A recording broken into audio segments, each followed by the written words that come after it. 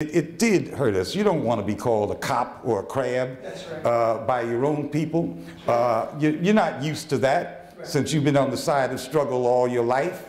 You know, you sacrifice. You don't make big dollars.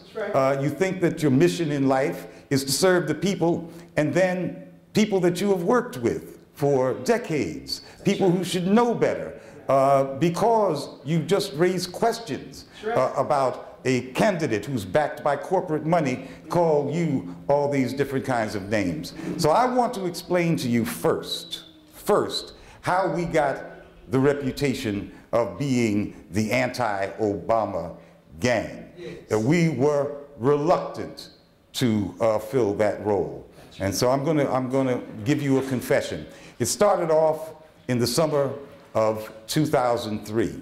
Part of what I did every day back in those days was to go online once a week and go to the website of the Democratic Leadership Council to see what Negro they had recruited that week. Back in 2003, they were on a very aggressive recruitment campaign. And so it was necessary to do that policing of their website every week so we could figure out who had been bought. Yes. Now I want to do a little background on what the Democratic Leadership Council is. I'm sure many of you know about it, but let's go through that exercise because it's very, very important to understand the state of the Democratic Party today and who Barack Obama is.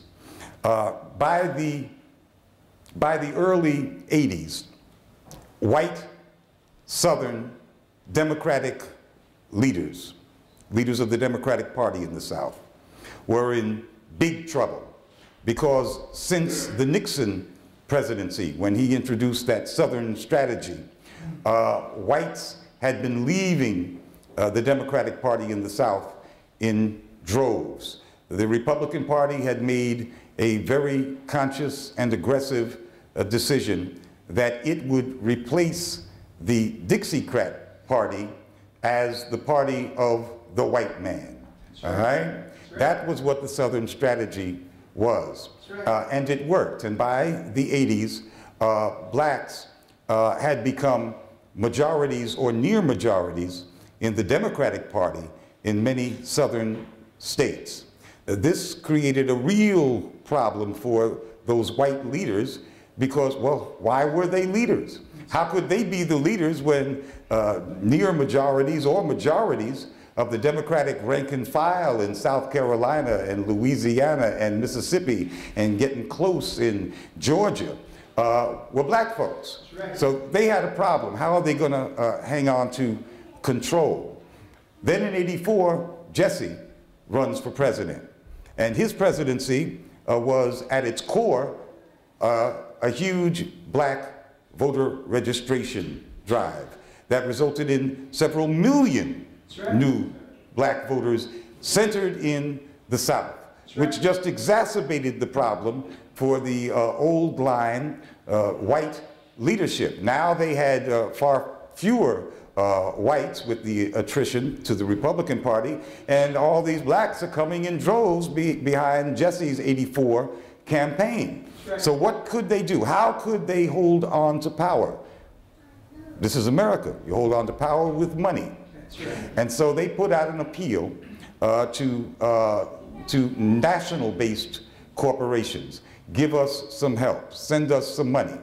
They formed the organization called the Democratic Leadership Council. Two of the founders were Bill Clinton of Arkansas and Al Gore of Tennessee.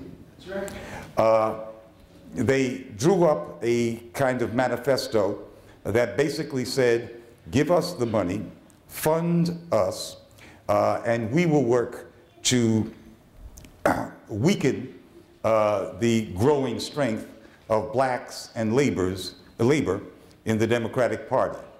We will be the center of a new conservatism within the party, but we need your money. And the corporations responded. They responded even more enthusiastically after Jesse ran again in '88. That's right. And then registered many, many more black voters. And in fact, the corporate response was so great that this Southern white Democratic leader-based organization, the DLC, expanded to become a national organization that vetted the corporate contributions to Democratic candidates. Right. That is, they would put incumbents and especially new Democrats, challengers, to a litmus test to see if they were worthy of corporate contributions. And if they were, then the money would pour in. And if not, they were rejected as candidates. And that bore such fruit that we had our first DLC, Democratic Leadership Council president, in the form of Bill Clinton in 1992. That's when the right wing of the Democratic Party began to gain a supremacy within the Democratic Party, when corporations started taking over the actual mechanisms of the party. So I wanted to go through that background to tell you why we were going once a week to see what black folks had been suborned by this corporate money in the DLC. So in the first week in June in 2003, I'm going through my exercise, seeing which blacks have been recruited to the DLC, and whose name pops up? Barack Obama. And I was very disturbed because Barack Obama, I didn't know much about him, but what I had heard was that he was a progressive candidate. And I knew that he was a very attractive package, politically speaking, marketing-wise. So I immediately got on the phone to my partner in this journalistic effort, Bruce Dixon in Atlanta, to tell him the news. Before I could blurt out the news, Bruce Dixon blurts out to me, "Wait a minute, Glenn, before you tell me this, I just came off of Barack Obama's website, his campaign website, and he has taken off of that website his October 2002 anti-war speech." You see, he didn't even know that I was calling up about Barack Obama being on the DLC list. So we share that information, and now we both are quite disturbed. Here is this up-and-coming black politician who not only is with the corporate wing of the Democratic Party, but he seems to be backing off of his anti-war stance. So we say, what are we going to do? And Bruce says, well, I know the brother. Let's call him up. It turns out that Bruce, who's from Chicago, had worked with Obama on a 2002 massive voter registration project in Illinois that resulted in Carolyn Moseley Brown being elected to the Senate. And he also attended the brother's wedding at Jeremiah Wright's church. So he had a little entree, and he had Barack Obama's number, his cell phone. So we called him up and confronted him with this. You know, what are you doing in the DLC, and why'd you take the peace speech off of your campaign website? Well, first, he denies that he's in the DLC. You cannot be vetted, interviewed by the DLC without knowing it.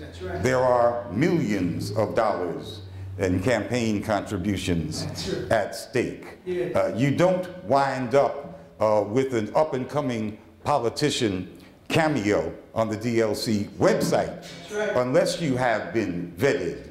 That's your coming out party. That's the signal to the corporations that this guy's all right. He's not going to harm your corporate interests.